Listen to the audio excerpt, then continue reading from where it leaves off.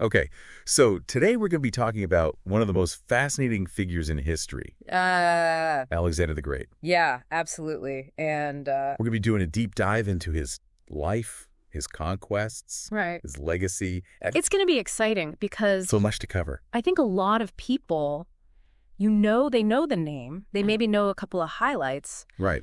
but there's so much depth to this story. Exactly. So many layers. And you know, one of the things that always blows my mind Mm. is just this fact that he never lost a battle.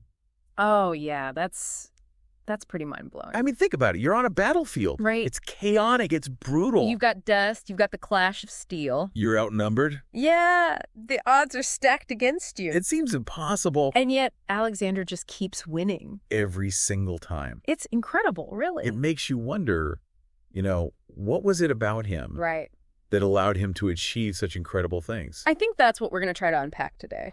Yeah, because we're not just talking about a few small victories here and there. Yeah, no. We're talking about an empire. The largest empire the world had ever seen up to that point. Exactly. And it wasn't just about conquering land. Right. It was about spreading culture ideas. Yeah. Greek culture, specifically. His impact is still felt today, centuries later. That's the thing about history. It's not just about dates and names. Right. It's about the ripple effects these individuals have on the world. Absolutely. So let's dive into this story. Let's do it. Let's go all the way back to the beginning. Okay. To his birth in 356 BCE. In Macedonia. Macedonia. A kingdom known for its fierce warriors. And its constant warfare. Yeah. It was a tough place to grow up. You gotta be tough to survive. Exactly. And that definitely shaped Alexander. But it wasn't just the environment. Right. His lineage was also crucial. Absolutely. His father, King Philip II. Oh, yeah. He was a major figure in his own right. A brilliant military strategist. He transformed the Macedonian army. He introduced the sarissa, for example. That super long spear. Yeah, it gave his infantry a huge advantage in battle. And then you have his mother, Olympias. So she was a force of nature. Strong-willed, ambitious. She believed Alexander was destined for greatness. Divine destiny. Yeah, and she instilled that belief in him from a young age. It's amazing to think how that shaped his self-perception. Oh, definitely. That kind of conviction can really fuel someone's ambition. And then there are all these legends surrounding his birth. Oh, yeah. That's right. Like the Temple of Artemis burning down on the same day he was born.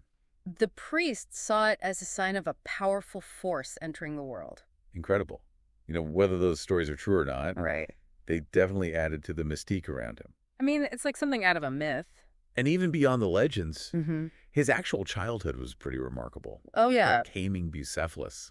That wild horse that no one else could handle. He did it at 10 years old. 10 years old, and imagine that. I mean, it just shows you the kind of determination he had. It was a sign of things to come. And then at 13, he starts studying with Aristotle. One of the greatest philosophers of all time. I mean, what an education. And Aristotle taught him about strategy. Science, poetry, politics. Everything you can think of. It's amazing to think how those lessons might have influenced his later decisions. Yeah, how they might have shaped his thinking. And then get this, at 16, he's already ruling Macedonia. While his father's away on campaign. 16 years old, imagine the responsibility. It's crazy. It just shows you how much his father trusted him. And how prepared he was for leadership. All of this was happening against the backdrop of King Philip's grand ambition. His dream of conquering the Persian Empire. Which was a huge undertaking. It was a massive empire. Wealthy, powerful. But Philip had been laying the groundwork. Building up his army, making alliances. He was getting ready for a major confrontation. And then in 336 BCE, everything changes. Philip is assassinated. At his daughter's wedding, no less. Mm-hmm. A moment of complete shock and chaos. Alexander is suddenly thrust onto the throne. He's only 20 years old. Imagine the pressure. I mean, people doubted him. They thought he was too young, too inexperienced. There were rebellions threats from neighboring kingdoms. It would have been easy for him to crumble. But he didn't. He acted decisively. He crushed the rebellion. He consolidated his power. He showed everyone he was in control. It was a real turning point. Yeah, it established his authority. And it set the stage for his incredible conquests. He was ready to take on the Persian Empire?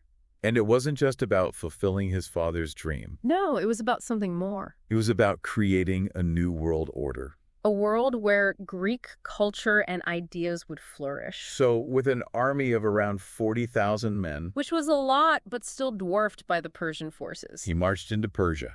It was a bold move. King Darius III, the Persian king. He must have thought Alexander was crazy. I mean, the Persian army was massive. They had cavalry, they had war elephants, they had chariots. They had it all. On paper, it looked like a sure victory for Darius. But Alexander had something else. He had brilliant military strategy. He had disciplined troops. And he had this incredible, unwavering will to win. And at the Battle of Gaugamela in 331 BCE, he proved it. He outmaneuvered the Persians. He exploited their weaknesses. He led his troops to a decisive victory. It was a turning point in the war. It broke the back of the Persian Empire. Darius fled. And Alexander continued his advance. He went through Egypt, where he was hailed as a liberator. He was even crowned pharaoh. Yeah. And then he pushed on eastward. Into Mesopotamia and beyond. It was an unprecedented feat of conquest. No one had ever done anything like it before. But as his empire grew, something changed. Yeah, the power started to get to him. He became paranoid. He started to see enemies everywhere. Even among his closest friends. He executed some of his most loyal officers. It's a tragic turn of events. Yeah, the absolute power really corrupted him. And then in 323 BCE, at the age of 32, he suddenly falls ill and dies. In Babylon. The circumstances of his death are still a mystery. Some say it was malaria. Some say typhoid fever. Some even suspect poisoning. We may never know for sure. But it's a reminder that even the greatest conquerors are mortal. And his death created a huge power vacuum. There was no clear heir. His generals began fighting amongst themselves. The empire was divided. And eventually it crumbled. It's a reminder that empires built on one person's charisma. They rarely last. You need strong institutions. A clear line of succession. Otherwise, it all falls apart. But even though his empire didn't last, his impact was profound. The Hellenistic Age. A period of incredible cultural exchange. Greek culture spread throughout the Eastern Mediterranean. It influenced art, philosophy, science, politics. It's amazing to think how much of Western civilization can be traced back to that era. To Alexander's conquests. So was he a visionary leader or a ruthless tyrant? A hero or a madman?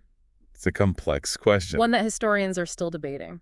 But there's no doubt that he was one of the most influential figures in history. He changed the world. And his story continues to fascinate us today. It makes you think about the nature of power. The impact of one individual. And the legacy we leave behind. It's a story that's both inspiring and cautionary. Yeah, definitely something to think about. So that's our deep dive on Alexander the Great. I hope you enjoyed it. It's a story that never gets old. Absolutely. Thanks for listening. Thanks, everyone. All right, so welcome to the deep dive, everybody. Today we're going to be looking at something that's pretty fundamental to all of us, I think. Yeah. Something you probably use every single day, and that's money. Oh, yeah, definitely. And based on the stuff that you sent over, we're going to be going way back in time to kind of see how money has evolved. Right. And just looking through this stuff, it's crazy how many twists and turns. There are some really surprising and even some kind of ridiculous moments in the history of money. It really is amazing, like the sheer variety of things that humans have decided to use to represent value. Yeah. It makes you think, what are the basic things that make our economies actually work? Absolutely. And I think a good place to start is with bartering, right? Like, Yeah. That's the most basic form of exchange. Sure. So let's say I've got a pile of fish and you've got some bread.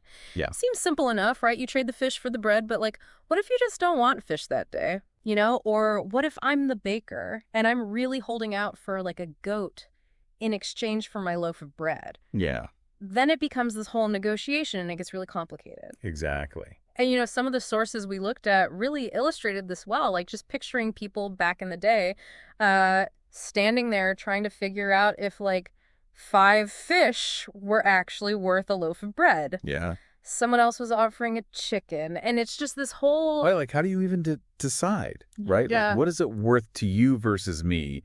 And, how do we agree on that? Exactly. And that's what's so interesting. It's Yeah. that need for something more standardized, I guess you could say, something that was universally accepted. Right. You need a way to do this exchange where everybody trusts that what they're getting is worth something, Yeah. that it's going to last, Mhm. that they can carry it around easily, Yeah. and that they can divide it up into smaller portions. Mm-hmm.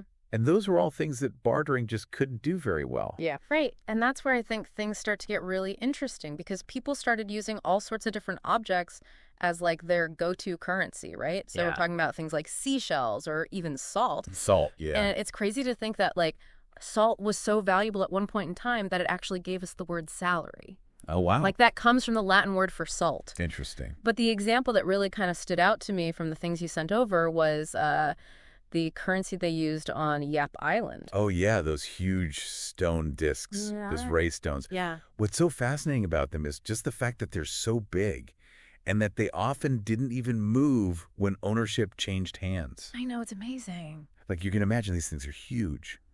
Some of them weigh tons. Yeah. And it just shows that it wasn't really about, like, physically having the object Right. to say that you owned it. Yeah, it was more about like, It was the community's understanding and their agreement. yeah, like a shared history almost. Exactly. It was almost like, they talked about how in the material that like ownership could change hands without the stone even moving. Right. It was all about the history of that stone and knowing who owned it. It was all agreed upon. Yeah. And that's what made it work. Can you imagine trying to steal one of those things in the middle of the night? I mean, good luck. Yeah. But that's what's so interesting about money. Yeah. It really is a social construct. Mm-hmm. It only works because we all agree that it has value. Right. And we're willing to accept it for payment. Exactly. And I think the Yap stones are a great example of that because, like, Yeah. even though they weren't really practical for everyday use, Right. the fact that everyone in that community agreed on their value made it work. It made it a functional monetary system. Yeah, it's so cool. Yeah. So we've talked about bartering, which is like logistically a nightmare, and then these early forms of like commodity money, Right. seashells, salt, Yap stones, but those Yeah. have their own limitations too. Yeah, for sure. I mean, you can only carry around so much salt. Right. And good luck fitting a Yap stone in your wallet. Exactly. So what was like the next big step in the evolution of money? Well, that's where we get to precious metals, like gold and silver and the invention of coins. Oh, yeah. The sources you provided point to the Lydians around 600 BC as being the first to make standardized coins out of metal. Yeah, and that makes a lot of sense, right? Yeah. Because gold and silver are rare, they don't rust, Exactly. and they're much easier to carry around than bags of salt or giant stone discs. Right. Plus, you can divide them up easily. You Yeah. can melt them down and make smaller coins. Yeah, it's so much more efficient both for like trading and for storing wealth. Exactly. But even then, this period of time wasn't without its own little, I guess you could say, innovative approaches to finance. No. Oh, yeah. What are you thinking of? I'm thinking about the ruler trick. Oh, yeah, that's a good one. That was so funny to read about. Yeah, so the Lydian rulers and some others who came after them, Yeah. they figured out that they could shave off tiny bits of gold or silver from the edges of their coins before putting them into circulation. Yeah, like the coins still looked pretty much the same, Right. but the ruler was secretly collecting all these little shavings of precious metal. It's sneaky but clever. Yeah, and what I thought was so interesting about that is that it's kind of this early example of like Right. the tension between, trust and who's in charge of the money and the actual value of the money itself. Right, because you could argue that this was one of the first times that a government was manipulating the value of money for their own benefit. It's kind of like a government money hack. Yeah, and it's happening over 2,500 years ago. Yeah, you'd think we'd have learned from that by now. You would think so. But I guess the thing is, even carrying around a bunch of gold and silver coins, especially for large transactions, probably wasn't ideal. No, it wasn't. Well, So what happened next? that leads us to the invention of paper money. Oh, yeah. Your sources are right that this started in 7th century China. And they were facing the same problem, right? It's hard to carry around huge amounts of metal for trade. Right. So they came up with the idea of using paper notes to represent value instead. And in a way, that's really smart, right? It is. It's lightweight, it's easy to carry around, Yeah. but then it also raises the question of like confidence and security. Oh, yeah, for sure. Because if it's just a piece of paper, what's to stop anyone from just printing their own? Well, that's exactly why the Chinese government came down so hard on counterfeiting. Okay. The sources you shared mentioned that the punishment was death. Wow. That shows you how serious they were Hmm. about making sure people trusted this new form of money. Yeah, if people didn't believe that the paper was actually worth something, Right. the whole system would have collapsed. Exactly. So that's a pretty good incentive not to print your own money. Yeah, I'd say so. But it's interesting, though, that Europe was so slow to adopt paper money. Like if you have Marco Polo coming back from China in the 13th century talking about this paper money, and it still takes Europe centuries to catch on. I know in Europe, there was this really strong tradition of money being linked to precious metals. Right. So this idea that a piece of paper could represent value without actually being made of gold or silver was really hard for a lot of people to accept. Yeah, they just didn't trust it. Yeah, it took a long time for the convenience of paper money to win them over. Yeah, but eventually it did. It did, and by the 1800s, paper money was pretty much accepted all over the world. Which brings us to, I guess, what you could call like a really big turning point in the history of money. Okay. And that's when that link to physical assets that we've been talking about, the gold standard, Right. that started to weaken and then eventually disappear. Right. And your sources highlighted 1971 as like the key year when the U.S. government ended the direct link between the dollar and gold. That was a huge moment. Yeah. Because for so long, even though paper money wasn't actually gold or silver, Yeah. it was still based on the idea that you could exchange it for a certain amount of those metals. Right. But when that guarantee went away, the value of money became based mostly on faith. Right. Faith in the government and the economy. So basically, like the source material said, money became fake in a sense. Yeah. Not that it's worthless, Right. but that it's not tied to something tangible like gold anymore. It's more like a collective agreement. Yeah. Like we all believe in these numbers on a screen that are controlled by banks and governments. It's pretty wild when you think about it. It really is. And that brings us to today where we're using less and less physical cash. Right. It's all about tapping cards and phone apps and transferring money digitally. Yeah. And then, of course, there's the whole world of cryptocurrency. Oh, yeah, that's a whole other thing. I mean, digital transactions seem like a natural progression from paper money, right? They do. It's just taking that convenience to the next level. Yeah, you can send money anywhere in the world instantly without needing physical cash. And Bitcoin, which came out in 2009, Right. that's a really interesting development in the digital world. That is. Because it's this decentralized currency that's not controlled by any government or central bank. Which is a big change from the way we've always thought about money. Absolutely. I mean, cryptocurrency introduces a totally different model for how we create, store, and exchange value. Yeah, and the sources you sent over really captured like the different sides of this. Right. Like there's this huge optimism about its potential to revolutionize finance, but then there's also this concern about how volatile it is. Right, and the risk of like these speculative bubbles forming. It feels like we're in this kind of Wild West phase with crypto. I think that's a good way to put it. Yeah, it has so much potential, but there are also so many risks. Definitely. But it's crazy to think about how fast things have changed in the last century. Like, we went from the gold standard to purely fiat currency and now to digital currencies. Like, it's mind-blowing. I know, especially compared to how slow things moved for thousands of years before that. Yeah, it's incredible. It really shows you how the evolution of money is tied to the evolution of our societies, our technology, and our ideas about what's valuable. And so after taking this deep dive into the history of money, Right. it really leaves you with a lot to think about. Like, is the way we use money today really better than the systems of the past? That's a good question. Was holding actual gold like the best way to do things? Who knows? And with the rise of digital currencies and all these debates about the role of governments in our finances, Right. what's money even going to look like in 100 years? It's hard to say. It's a story that's definitely still being written. For sure. So much to think about. Yeah. So fascinating. That's All right, so you know how it is. You sit through history class, Right. you get the dates, you learn the names, but it's like they only give you the official story. Yeah. What about like the rest of it? The real stuff, the stuff that shaped what happened, the stuff they just kind of leave out. right. That's the stuff I find really fascinating. It's definitely in those little details, in those individual stories, that you get a much more well-rounded understanding of what went down. Yeah. You know, when you apply that to something like the Vietnam War, you get a very different picture from what a lot of us learned in school. Totally. And that's exactly what we're diving into today. We're going deep on this one. It's the Vietnam War, the untold stories they don't teach in school. It's like, forget the textbook for a minute. Yeah. Close your eyes. Imagine you're like 19 years old. You're dropped into this crazy green jungle. It's hot as hell, humid, loud. You hear choppers, gunfire way off in the distance, rain that never stops, and that constant radio static. It's like every muscle in your body is tense, you're covered in mud, and you can't even remember what sleep feels like.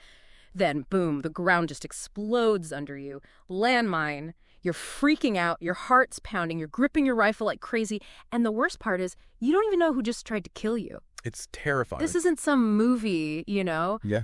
This was real life for so many young people. Yeah. Those are the stories we're going to try and understand today. What really gets me about that scene you just painted is how personal it makes the whole thing. We get away from abstract numbers and politics, and it's like we're right there with them, feeling what they felt. It Exactly. makes us face that huge human cost, Yeah. the psychological impact, in a way that a timeline of battles just can't. Totally. And when you think about how this whole thing supposedly started, it's crazy. Okay, so rewind a bit. Gulf of Tonkin incident, August 2nd, 1964, that ring a bell. What we were all told was that North Vietnamese patrol boats just attacked an American destroyer, the USS Maddox, for no reason. This became the reason for sending in tons more troops, for escalating the war, really. You'd hear about it on the news all the time. The president would talk about it. It's like, this is it. This is why we have to go to war. It was presented as a clear act of aggression that demanded a response. Exactly. But here's where it gets really wild.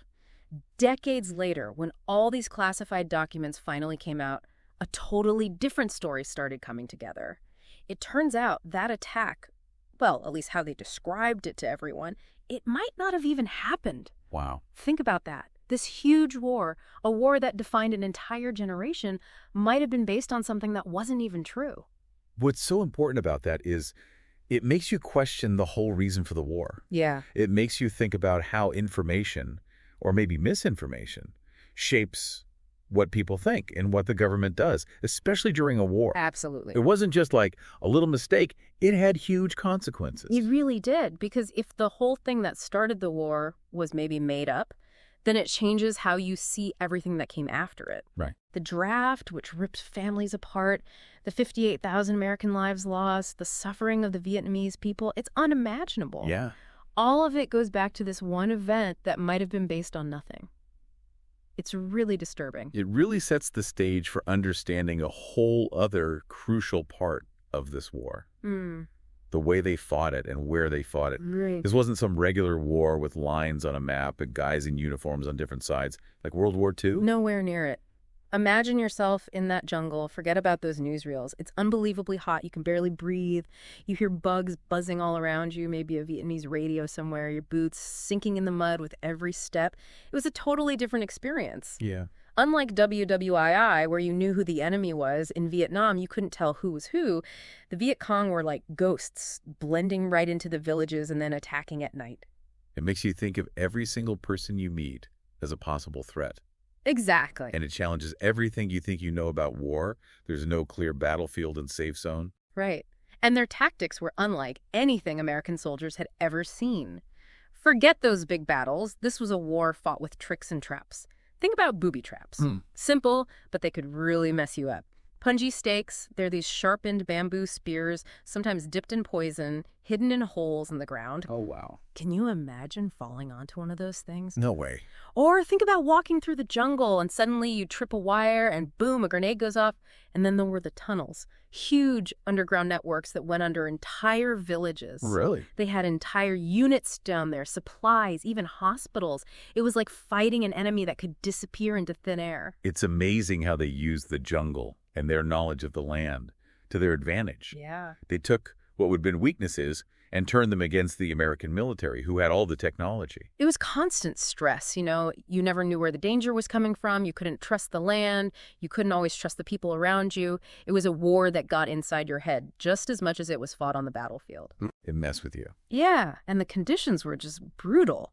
Imagine that jungle. You're struggling to breathe. Someone's screaming in the distance. You hear a medevac chopper coming in. You're constantly sweating. It's over 100 degrees. There are mosquitoes everywhere that can give you malaria. And you know there are snipers hiding in the trees. It was like the environment itself was trying to kill you. It's like you said, on top of the fighting and the conditions, you also had morale getting lower and lower the longer the war went on. Right. No clear goals, no end in sight.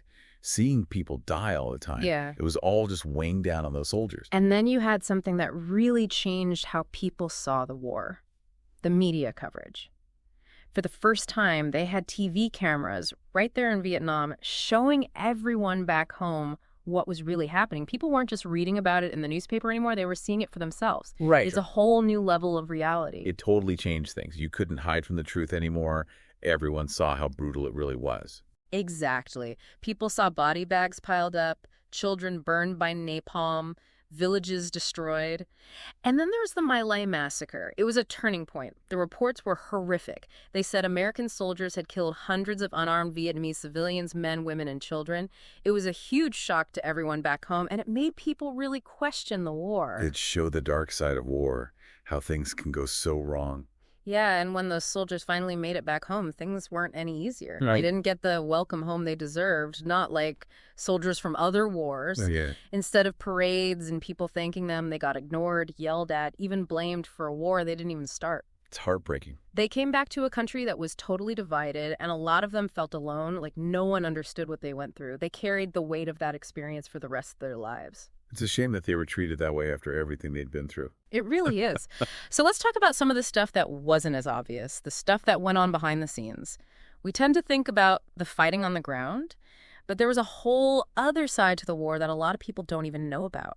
Imagine the noise, fighter jets flying over, radios crackling with coded messages, bombs exploding in the distance. The air war in Vietnam was huge. The U.S. dropped more bombs on Vietnam than they did in all of World War II. Wow, that's hard to even imagine. And then there's Agent Orange, which they used to clear out the jungle so the Viet Cong couldn't hide. But it caused so many problems for so many people, both Americans and Vietnamese, cancers, birth defects, all kinds of health issues. It was a chemical weapon that's still affecting people today. It's one of those things that makes you think about the ethics of war, you know? Yeah. The choices we make and the long-term consequences. And then you have what they called the secret war in Laos and Cambodia. These were covert operations, stuff that the American public didn't even know about. The CIA was involved, special forces were going on secret missions, there were bombing campaigns that were never even admitted to. It was all very hush-hush, dangerous, and experimental. Yeah, it really makes you wonder about what else we don't know. You know, how much is kept hidden from us, even now. So after years of fighting, after so many lives lost, after all the political turmoil, what happened in the end? Everything went quiet. You just hear the wind blowing and a helicopter flying away in the distance. Yeah. April 30th, 1975, Saigon falls. It was chaotic. People were desperate to escape. Helicopters were taking off from the roof of the embassy. The U.S. pulled out. North Vietnam took over. Over 2 million Vietnamese civilians died. And it just leaves you with this question. What was it all for? It's the question that everyone asks about the Vietnam War, you know? Yeah. When you see how much everyone suffered, you have to wonder why it even happened. And for America, it changed everything. It cost so much money, $168 billion back then, which is a lot more today. It made people lose trust in the government, and it divided the country in a way that took a long time to heal. So when you look back at it all, at the lies, the fighting, the secret wars, the aftermath, you really have to ask yourself, did anyone really win? It's a question without an easy answer. It really captures how complicated and how tragic the whole thing was. Right. It makes us look at the reality of war, at the cost of getting involved in other countries' conflicts. The Vietnam War was more than just dates and battles in a textbook. It was a human story, full of tragedy and courage and untold experiences that we're still trying to understand today. What do you think? Looking back at it all, was it worth it? Should America have been involved in the Vietnam War? Tell us what you think. Share your thoughts in the comments. And if you're interested in more of these deep dives into history, make sure you subscribe to the channel. All right, so welcome to another deep dive. And today we're really taking a plunge. Hidden history, ancient mysteries, maybe even some secret societies. You know, like, what if everything we think we know about the past is only like half the story? Yeah, and the material we've got, it's presented kind of like a news story, you know? Yeah. Really grabs your attention, gets right into these big ideas, advanced ancient civilizations, shadowy groups pulling the strings, all that good stuff. It's like that's a story everyone wants to hear, right? And that's kind of our mission today, to go through these questions, see what really stands out, you know what I mean? What makes you think, hold on, what if there's actually something to this? Lost knowledge, amazing tech, things that have been deliberately hidden. It's exciting stuff. For sure, for sure. And it all kind of ties together, too. Lost civilizations, way older than we thought, tech that seems impossible for the time, symbols that keep popping up everywhere, and then there's consciousness itself. It's a lot to unpack, that's for sure. Okay, so lost civilizations. Usually we think of civilizations starting, what, like 5,000 years ago? Mesopotamia, right? Right, that's the classic story. But then you have something like Göbekli Tepe. It's in Turkey, and it's like 12,000 years old. We're talking massive stone pillars, intricate carvings, and this was supposedly built by Hunter-gatherers, people who were constantly on the move. Yeah, it blows your mind a little bit. Like, who were these people? How did they do this? Exactly. And it throws a wrench in that whole linear progression idea. And then there's the Eye of the Sahara. It's this huge, almost perfectly circular formation. The source compares it to Plato's Atlantis. I mean, it's easy to see why, right? It looks like a giant city swallowed by the desert. It's super intriguing. Totally. And then we have the Yonaguni Monument off the coast of Japan. Looks like a submerged city, all these right angles and terraces. The source says mainstream archaeology kind of just dismisses it. It's like, why not investigate more? There could be so much to learn. It's like they're afraid of what they might find. And that's really the point, isn't it? Who built these places? Why don't we know more about them? Could they be holding onto secrets, knowledge that's been lost? It really makes you question what we think we know. All right, let's shift gears a bit. What about advanced ancient tech? Yeah, that's where things get really wild. We're talking like stuff that seems straight out of science fiction. I mean, think about the pyramids. They're aligned perfectly with true north. And those stones, they weigh tons. I know, right? Even today, moving something like that would be a huge project.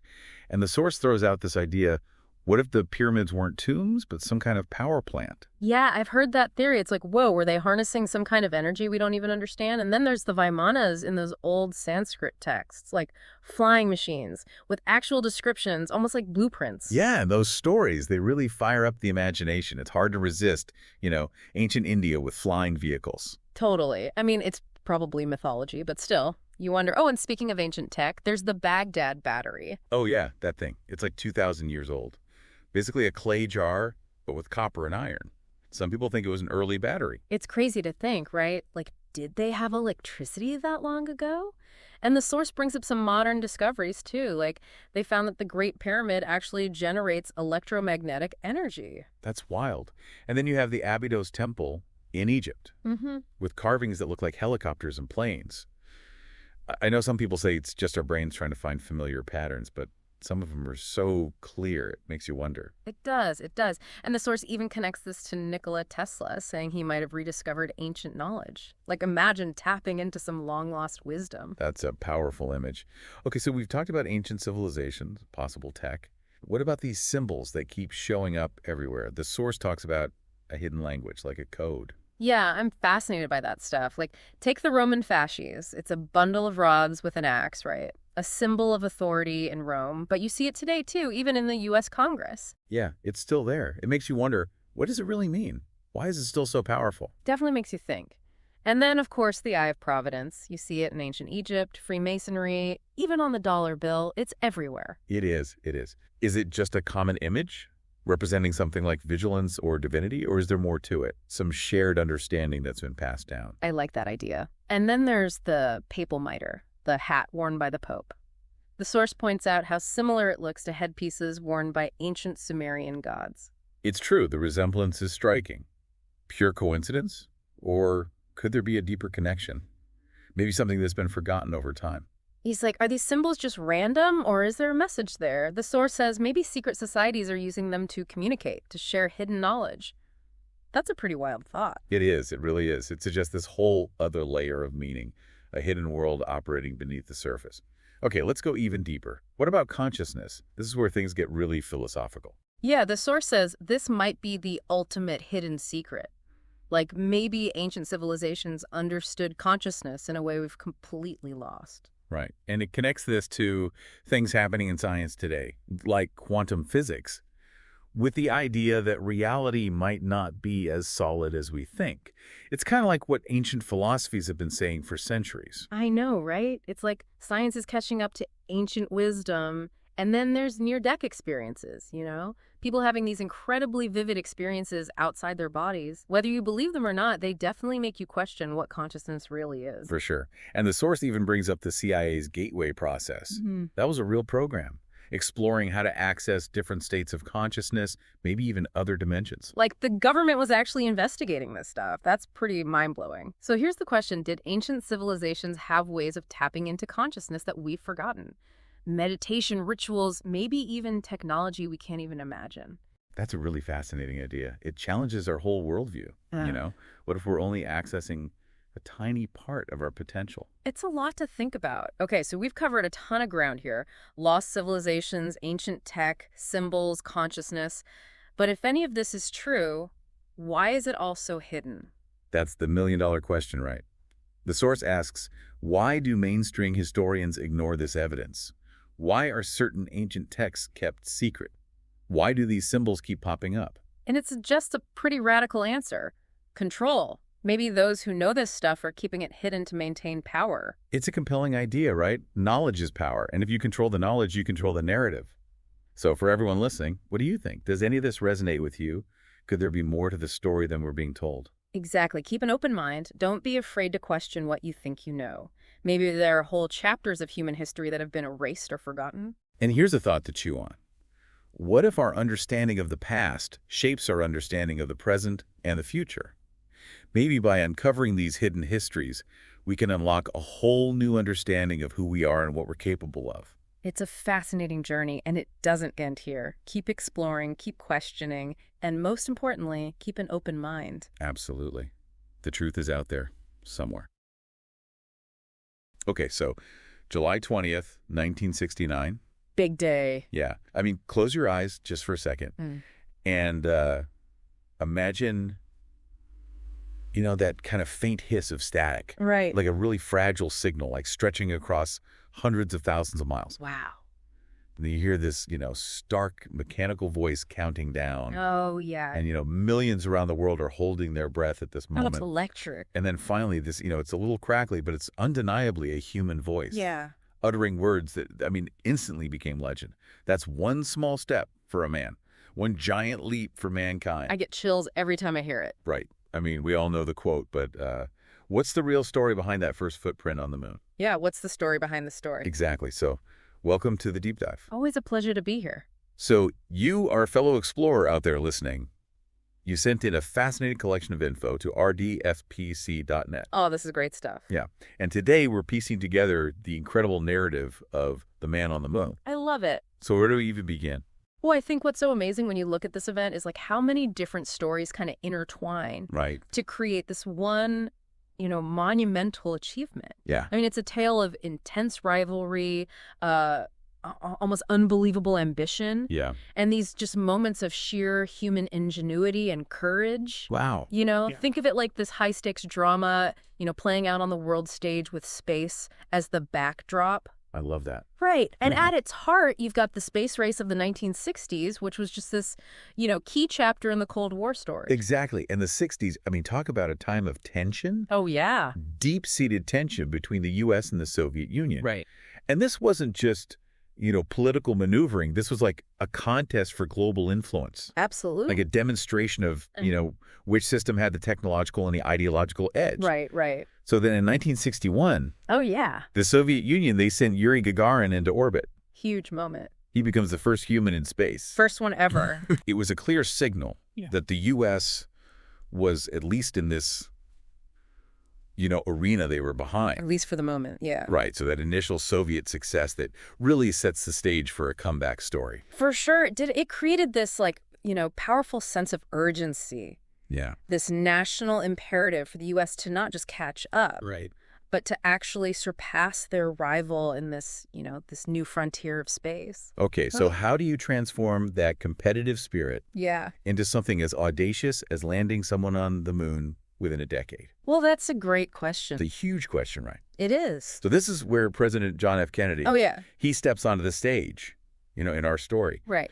And in a speech that, now echoes through history, he didn't just, propose a goal. Yeah. He issued a challenge. Right. And the challenge was to land a man on the moon Bold. and return him safely to Earth before the end of the 1960s. Just consider the sheer audacity of that I'm going to promise. talk about putting it out there, right? Absolutely. But his words, we choose to go to the moon in this decade and do the other things, not because they are easy, but because they are hard. Yeah.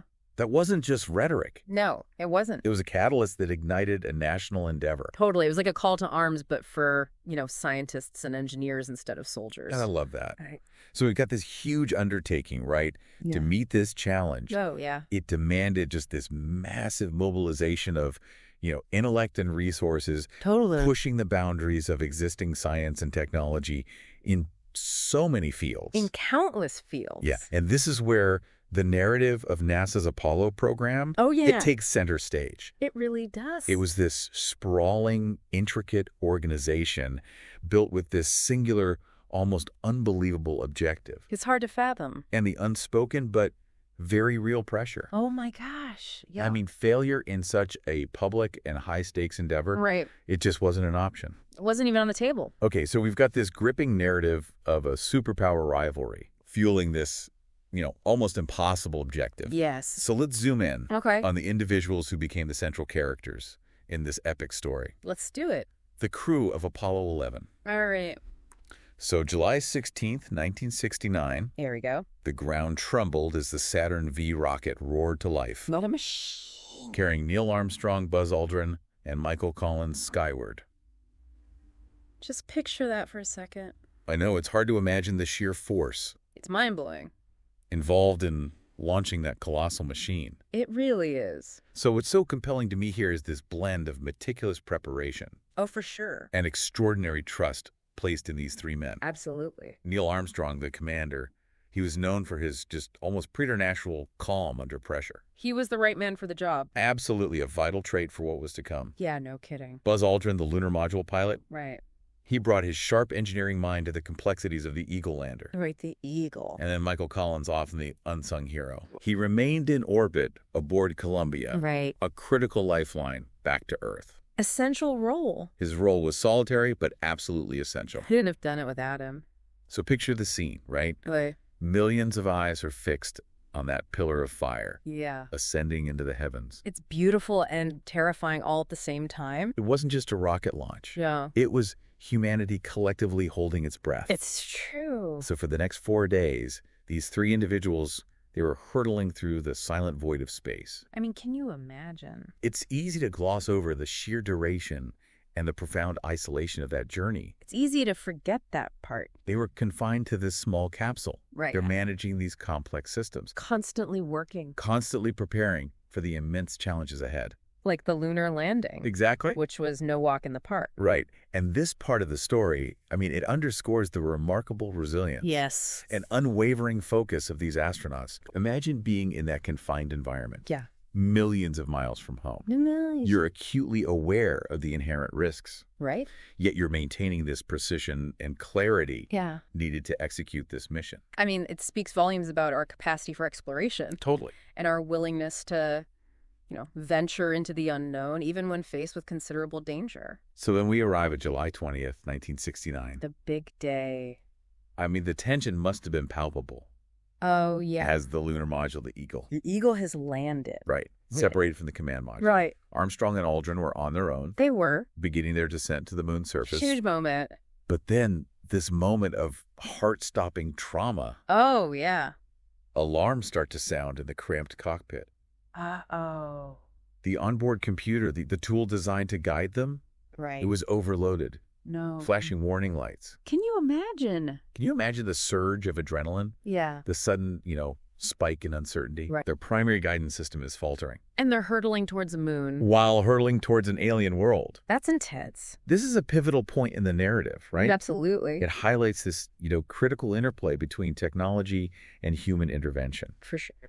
What's remarkable is Armstrong's response Yeah. with just incredible composure and skill. Right. Honed through years of rigorous training, he took manual control of the Eagle. Wow. Reports suggest they had critically low fuel reserves, How low are we talking? perhaps only 30 seconds worth. Oh my gosh. Think about the immense pressure I can't even imagine. of having to manually pilot this fragile spacecraft to a safe landing with such little margin for error. It's unbelievable. This wasn't just about following a program. This was about instinct, experience, and sheer nerve. He was the right guy for the job. So then the words that echoed across the globe, Here we go. this simple statement that belied the monumental achievement. Yeah. Houston Tranquility Base here.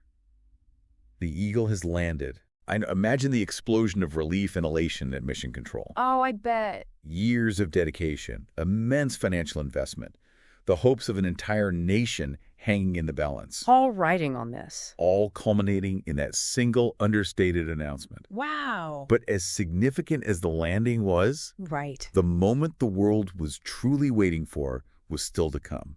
I can't wait. The first human step on another celestial body. It's hard to overstate the importance of that moment. So the landing itself was a triumph of engineering and piloting. It really was. But it was that first physical connection with the lunar surface Right. that truly captured the collective imagination. Oh, yeah. And what's interesting is there was a significant wait, almost 6 hours, Really? before Armstrong finally opened the Eagle's hatch. Wow. Picture the anticipation building during those hours. Oh, yeah. Not just for the millions watching on Earth, Yeah. but for Armstrong and Aldrin inside that small spacecraft, I can't even imagine. preparing for their historic EVA, Yeah. their extravehicular activity. Okay, so 6 hours go by. And when he finally emerges, Right. Yeah. the grainy black and white images beamed back to Earth. Right. They became instantly iconic. I mean, who doesn't recognize those images? Each slow, deliberate step down the ladder Yeah. was a step into history. Literally. And then his boot touched the lunar dust, or redolith, as it's called. Regolith. That single footprint in the gray surface became a timeless symbol of human endeavor. And then he says it. And then he spoke those unforgettable words. Let's hear it. That's one small step for a man, one giant leap for mankind. So good. There's a profound power in that statement, Totally. a recognition of both the individual achievement Right. and the collective leap for humanity. It's perfect. What's so evocative is how that simple phrase managed to encapsulate both the personal act and the universal significance of the moment, Yeah, and then Aldrin joins him, right? offering his own, powerful description of the moon as magnificent desolation. Magnificent desolation. It's this contrasting but equally compelling image of this alien landscape. Right. And despite the starkness, their presence marked an undeniable expansion of humanity's reach. Absolutely. So, of course, they weren't just, taking in the view. Right. They had a series of crucial tasks: Like what? deploying scientific instruments, Okay. collecting lunar samples, Okay. which are those precious moon rocks that continue to inform our understanding of the solar system, Right. and symbolically planting the American flag. Of course. But perhaps the most enduring symbol of their visit is the plaque they left behind, Tell me about it. bearing the inscription: "Here, men from the planet Earth first set foot upon the moon. We came in peace for all mankind." Wow. That message of peace and the acknowledgement of representing all of humanity, Powerful. it underscores the profound significance they attributed to their mission. Totally. So in total, they spent roughly 21 hours exploring this alien world Yeah. before, commencing their journey back to Michael Collins orbiting above. 21 hours. And that 21-hour stay was a whirlwind of carefully planned activities, Right. a testament to the meticulous preparation that went into every aspect of the mission. Absolutely. And while the return journey may have seemed less dramatic to the public, Yeah. the rendezvous with the command module Columbia Right. and the subsequent re-entry into Earth's atmosphere, Yeah.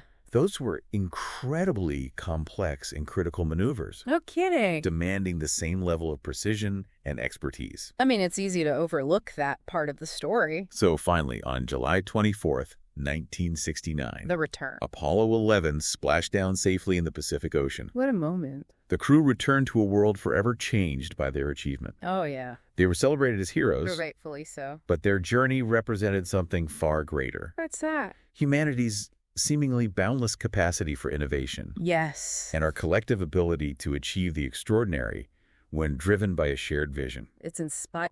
It's sobering to consider that since that monumental event, only 12 individuals have walked on the moon. That's wild. That stark fact highlights just how challenging and unique this endeavor was. Truly. But what's inspiring is the renewed ambition we're seeing in space exploration. Tell me more. Both NASA and private entities like SpaceX. I love SpaceX.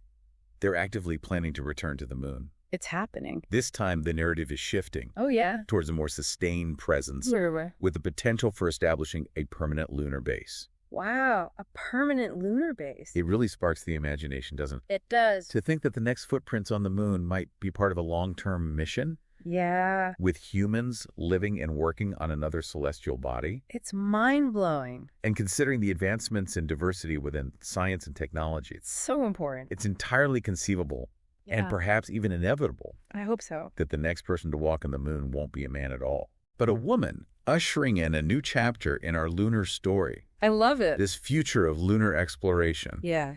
I mean, it raises so many fascinating questions. Like what? What new scientific discoveries await us? Right. What resources might we find, and how will we utilize them responsibly? Yeah. And how will establishing a more permanent presence on the moon reshape our understanding of our place in the universe? It's exciting to think about. It's an unfolding story, It is. all stemming from that one small step taken on a dusty gray world over half a century ago. Wow. And that's our deep dive into the captivating tale of the man on the moon. I loved it. A story brimming with ambition, courage, and a truly giant leap into the unknown. So good. If you enjoyed this journey through history and technology, Yeah. make sure to subscribe to rdspc.net Do it. for more in-depth explorations. Yes. Share this with someone who might find it interesting. Spread the word. Let's continue uncovering these remarkable stories together Absolutely. until our next deep dive. Keep looking up. Ever get that feeling like history's playing a game of telephone with us? You know, like we're so far down the line, the original message is like totally messed up. Yeah, definitely. I mean, we love those like aha moments and all. The eureka moment. Yeah, those. Right, But the thing is, innovation is rarely a solo act, right? right. Like our source for this deep dive, the podcast, The False Inventions, who really invented it, that's what they dig into. Yeah. We're talking about people whose big breakthroughs got like overshadowed and sometimes like deliberately. Oh, absolutely. And I think a great example of that is the light bulb, Oh, for sure. which we all associate with Thomas Yeah, Edison, but right. it starts way before him. Oh, way before, yeah. So we're talking 1802. Humphrey Davy creates the first electric arc lamp. Right. Not exactly bedside table material, but No. a huge leap forward. Massive power, blinding light. Yeah. More industrial than intimate, I would say. Right. But it proved that electric light was possible, which is huge. Right. Okay, so then we jump ahead to 1841, and Warren De La Rue comes along. He does, yeah. Vacuum-sealed bulb, platinum filament and all. Platinum Phillip. Yeah. Sounds fancy. It does sound fancy, but I'm guessing platinum's not. Yeah, not cheap. Exactly. So Yeah. it worked, but it was really only for like Oh, wait. the super rich because of the cost. So it was like a novelty, kind of. Yeah, it kind of highlights a recurring theme we see. Yeah. Even if you've got this brilliant invention, Right. it's got to be practical, Yeah. affordable, Right. if it's really going to change the world. Totally. And so this is where I'm wondering, where does Edison even enter this picture? Okay, so 1860, enter Joseph Swan, Okay. British physicist who develops, you guessed it, Mhm. a working carbon filament light bulb. Right. 19 years before Edison gets the credit. So are you telling me that Edison basically took Swan's work and ran with it? I mean, Edison's supporters would say he refined it, Oh. like his improvements to the filament, the vacuum. Those were key for like durability and mass production, but how much credit is really due Yeah. when you're building on someone else's foundation? Right. That's where things get kind of murky. And this is where Edison's famous business savvy comes in, Yes, like turning a good idea into a commercial success. precisely. So Edison was a master of marketing and patents, securing his place in those history books. Oh, yeah. He even built entire electrical systems around his bulb. So Oh. yeah, make sure his version became the standard. So it wasn't just inventing the light bulb. It was like creating the infrastructure Yep. that made it like indispensable. Yeah, That's really very clever. clever, Yeah. but makes you wonder about those that came before. Absolutely. And this pattern, it repeats itself, but even more dramatic when we look at Edison's dealings with Nikola Tesla Oh, yeah. and the War of the Currents. This is where it gets juicy. Yeah, this is a good one. Tesla, the genius behind alternating current AC, the very system that powers our homes today. Exactly. And Edison, a staunch supporter of his own direct current, Right, DC. he wasn't about to let this like newfangled AC system Yeah. steal the show. Right, so how did this war play out? Okay, so Did they have rap battles like dissing each other's currents? sadly, no epic rap battles. Okay. Though that would have been pretty entertaining. Instead, Edison resorted to some pretty shocking tactics Oh, to discredit AC, like literally public demonstrations where he electrocuted animals. wait, hold on. Yeah. Seriously. Yeah. To portray AC as dangerous. As dangerous, yeah. Oh, that's messed up. Yeah. Was he trying to scare the public into sticking with his DC system? It certainly looks that way, yeah. Yeah. This wasn't just like a scientific debate anymore. Right. It was a battle for control over this potentially lucrative industry. Oh, wow. Think about it. Whoever controlled the electrical grid basically controlled the future. Right. High-stakes game. High stakes. Makes you wonder if Edison's fear of losing his grip on the electrical world kind of pushed him to those extremes. It certainly raises questions about the lengths people will go to when their power or their legacy is threatened. Right. And this brings us to another invention where the credit seems a bit misplaced. Okay, you're talking about the telephone, right? The telephone, yeah. The one we all associate with. Alexander Graham Bell. Alexander Graham Bell. Exactly. We've all heard that Mr. Watson, come here, I want to see you story. Oh, yeah. But the truth is, years before Bell's famous call, an Italian inventor named Antonio Meucci had already filed a patent for a talking telegraph. So why isn't Meucci the household name? Well, this is where patents and legal representation come in. Okay. Meucci, facing financial hardship, couldn't afford to renew his patent caveat. A patent what? A caveat. Okay. It's like a placeholder. Ah, sure. Giving you a year to, finalize your invention and application. Meucci simply couldn't keep up, while Bell had the resources and legal support to push through his own patent. So even if you invent something amazing, you still need the know-how and the cash to navigate the patent system. Exactly. It seems like a David and Goliath situation. It really does. And unfortunately, in this case, Goliath won. Yeah. Meucci's story is a stark reminder that innovation isn't always a level playing field. It's not. Wow, this is a lot to process. It is. It's incredible how these famous inventor stories we've all heard can be so different from the reality.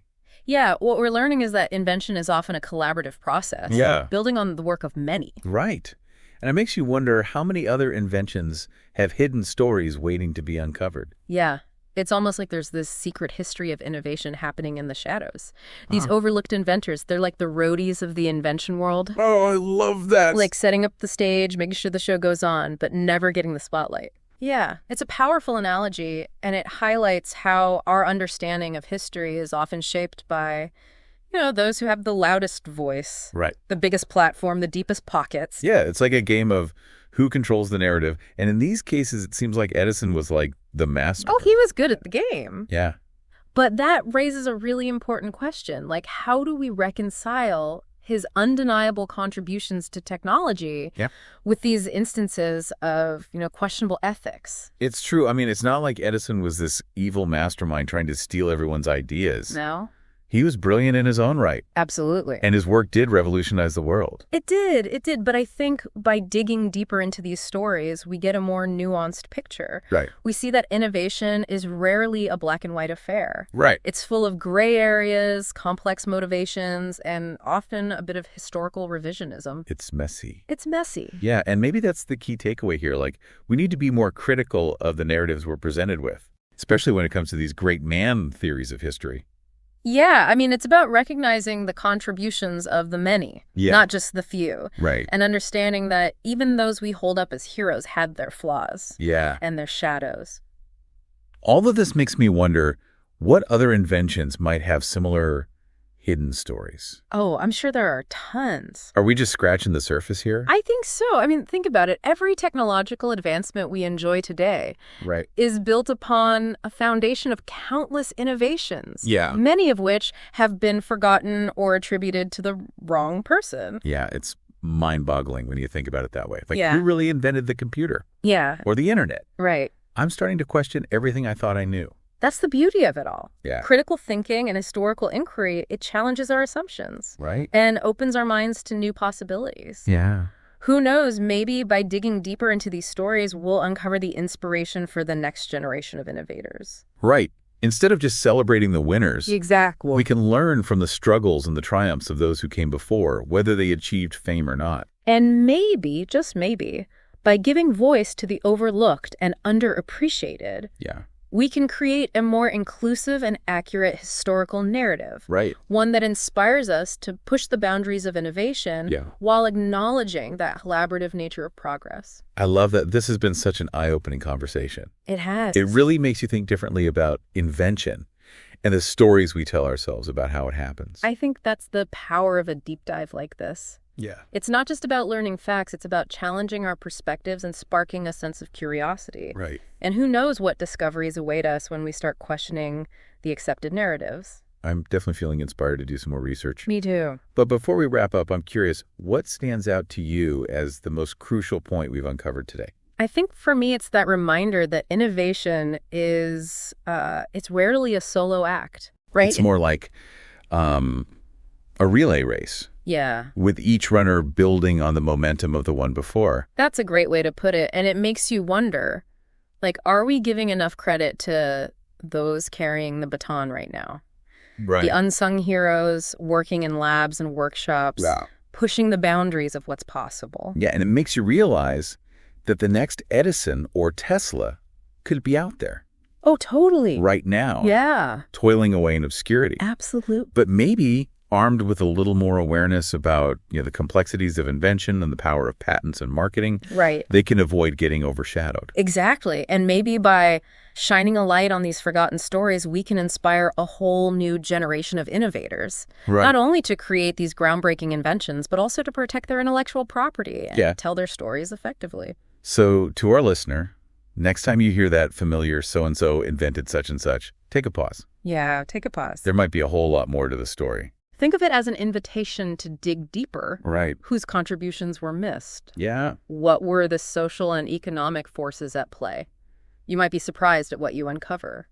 This whole deep dive has been, it's been a fantastic reminder that history is never truly settled. It's always evolving. Right. There's always more to learn, more perspectives to consider. More stories to tell. Exactly. And who knows, maybe our listener will be the one to unearth the next hidden chapter in the history of innovation. I hope so. So until next time, keep questioning, keep exploring, and keep diving deep. Okay, so picture a battlefield, but not the kind we usually think of. Instead of trenches and tanks, think rockets and ideas. This was the space race, right? A clash between the U.S. and the Soviet Union that went way beyond reaching for the stars. Exactly. I mean, it was a war with a very different set of weapons. It reshaped how we think about technology and the effects on global politics. Huge. Let's not forget the propaganda either. Definitely. So the big question we're diving into today is, was this whole thing really just about scientific advancement? Or was it about something more, something a bit more like, well, power? Right. That's the real story here. This wasn't just a science fair competition. It was about proving whose system was better, whose ideas would shape the future. Exactly. We've got some really interesting material for this deep dive. We'll hit the key moments and dig into some of those really fascinating questions, the kind that haven't really been answered. So let's set the scene. It's 1945, World War II has just ended, and you've got these two superpowers rising from the ashes with completely opposite views of the world. You've got the capitalist U.S. and the communist Soviet Union. And they both needed, desperately, to prove their system was the best. And space, this unexplored frontier, well, it became the ultimate symbol of that. It wasn't just about bragging rights. This was about global influence and showing off technological muscle. Okay, but here's the thing that I find so interesting. You might think both these superpowers would start their space programs from scratch, right?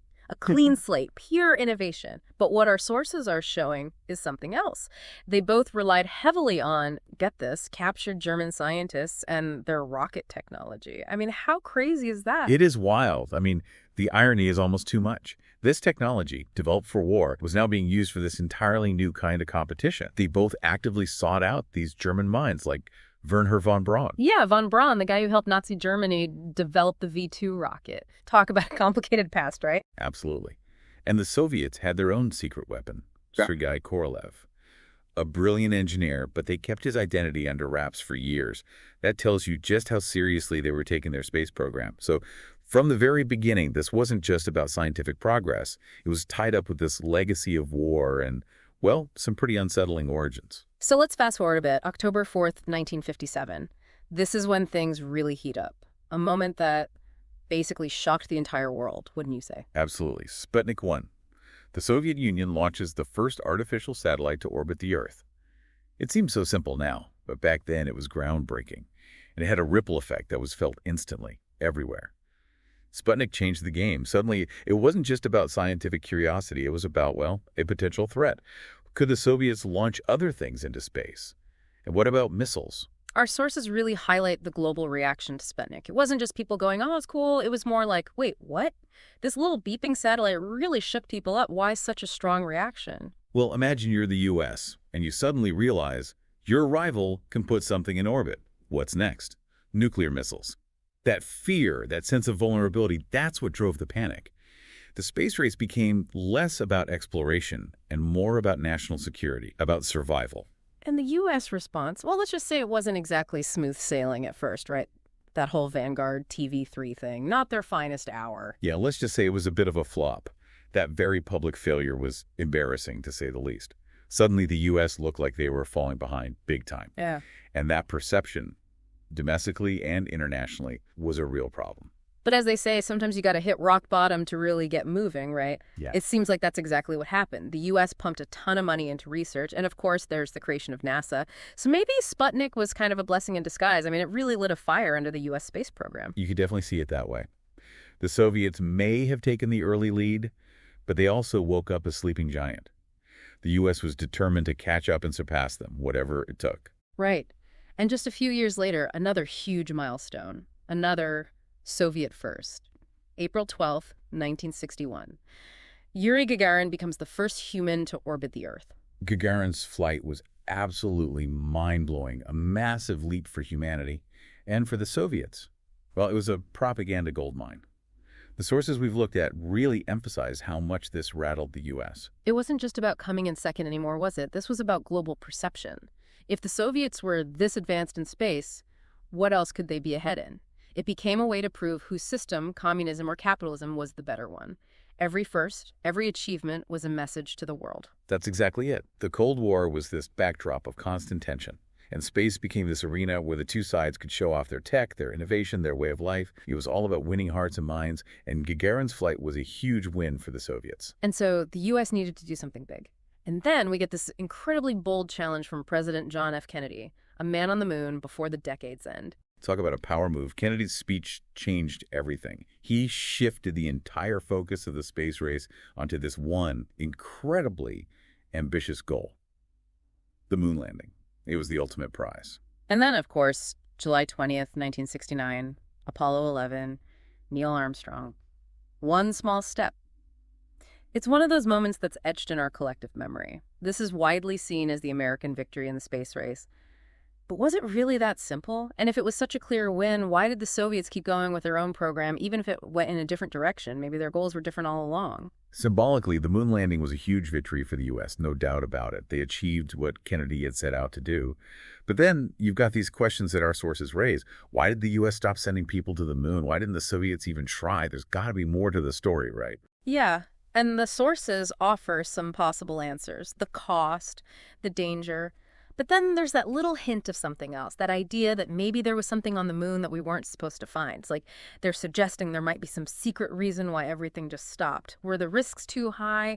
Or was there something else going on that we don't know about? That's what makes this whole era so fascinating. It really does make you think.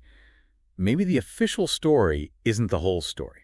Maybe the risks changed or the goals shifted in a way we don't fully understand. So what we're seeing is that the space race wasn't just about science. It was about power, ideology, global influence, and propaganda played a huge role in all of it. Those big moments we talked about, Sputnik, Gagarin, the moon landing, they were all about something bigger than just technological achievement.